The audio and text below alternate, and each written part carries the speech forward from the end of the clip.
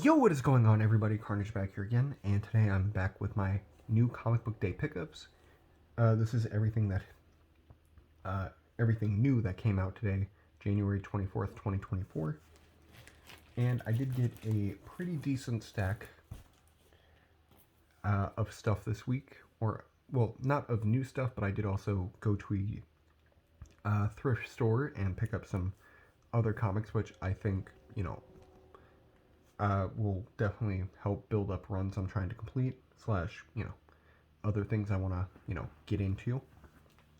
But anyway, I'm going to start off with the newer books first, like the ones that came out today, I should say. So, starting off, we have the Superior Spider-Man issue number 3, and this is the homage to Amazing Spider-Man number 50. Really do like this one. Really do love the bright yellow on the blue. Such a beautiful book. And it's also one of the most iconic Spider-Man covers that they've ever done, ever. And then the next one up is the Immortal Thor issue number 6, homaging the first appearance of Beta Ray Bill. And let me just say, this one's definitely my favorite one out of all the Wolverine ones. For, like, this week anyway. My favorite one in general is the one copying USA Carnage, I think it's called, where Wolverine's just wrapped in, like, the Canadian flag and there's just blood coming out of him, I think. I might be wrong about that, but it's just a beautiful book, man, and I love it so much. The next one, which is definitely one of the more funny ones in my opinion, is Punisher issue number 3, and it's basically him just shaving in a mirror, and it's so stupid but so funny at the same time, man. And then the next one I have up is Spider-Woman issue number 3, and this is a series I am not reading, but here is issue number 3 to that. And I've been collecting all the Wolverine covers just because, for those of you who do not know, my uncle gifted me a Hulk 181, which is the first full appearance of Wolverine ever.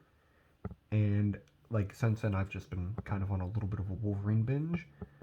Kind of the same with this Harley Quinn book. I do want to get more Harley Quinn stuff, if I'm honest, because my Harley Quinn stack of comics is probably, like, that thick.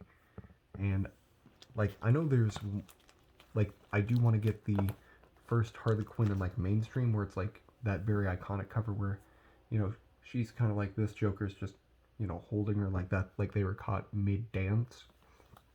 Like, that's such a beautiful cover, man. Anyway, back on track. Immortal Thor issue number 6. This is the main cover by Alex Ross. Definitely one of my favorite ones, or definitely my favorite one from this series that they've done. I really do like it. I also especially really like the giant monster right there. And I do apologize for the, the glare, but I don't really have, much else to help with that. Next one up is Punisher issue number 3. Really liking this series so far. Really do like Joe Garrison as the Punisher. Just mostly because it's interesting that a S.H.I.E.L.D. agent became the second Punisher after Frank Castle kind of disappeared. After, he kind of went psycho crazy, became the leader of the Hand, and then became a demon with, all the demon powers. Let me just say, it wasn't a bad story. Like, I really enjoyed it. I was truthfully on the edge of my seat for the entire Punisher series before this one. And the next comic I have up is Titans Beast World issue number 5, and this is the lenticular cover with Harley Quinn on it. And I just really love that they made her like a giant buff rabbit. And she hasn't even appeared in this issue, which is even funnier because all the other ones with the lenticular cover have at least appeared in the series so far as like an animal. She has not yet, and that's just the funniest thing to me. Next one up is Penguin issue number 6. Definitely my favorite Penguin cover. So good, man. So good.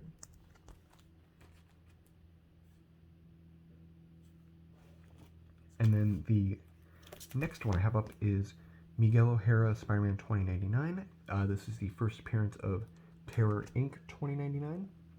Also, it's really cool cover. I really do kind of like I don't know if it's supposed to be doing this, but I think it's like homaging, what was it? I think it was ASM 150. I might be wrong about that, where he has all the rubble just fall on top of him, and then he has to, lift it up. That's what this kind of reminds me of. I don't know if that was on purpose or not, but I really do like it. And then next up, a very cool series, Green Arrow number 8.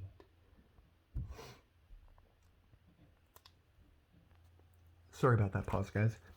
Anyway, Green Arrow number 8. Definitely not my favorite cover, but very good storyline. I do recommend reading this. It is a very good story. It's done by Williamson. I don't remember his first name though, but really have been enjoying the other issues in that series. And then this is a very good story from what I've been told as well. I truthfully haven't kept up on it that well, but this is issue number 4 of Gods. Excuse me. And really cool story done by Jonathan Hickman, or story done by Jonathan Hickman, I mean. And I really do love the art as well. Like, it's so good, man. I especially love how this guy looks. I don't remember his name, as I haven't read the first issue since it came out like 3 months ago or something like that. And then I did pick up a smaller stack of comics from a thrift/antique store. Nothing too significant in this pile. Most of it's just kind of run filler for me of book series that I really enjoy. And the first one I'm going to start off with is What If number 52, and this is What If Doctor Doom became the Sorcerer Supreme. This is one I've actually been trying to find for a little while, just because who doesn't want to see Doctor Doom become the Sorcerer Supreme, man? That's just so cool. Because, as we all know, Doctor Doom is a magic user in the Marvel universe. Almost said Marvel Cinematic Universe. And also, What If is just a phenomenal thing that I've been in love with for a long time, like way before the TV show. And let me just say, really do love all these What If books, man. Such weird and intriguing stories behind all of them. And this one's kind of like a what if. This is House of M from the 2015 Secret Wars. This is issue number 2. This was actually the last one for the set I needed. And let me just say, really do like the cover. Kind of weird that, Quicksilver is running in his underwear and Namor's trying to chase him. But I really do like the Magneto in the back.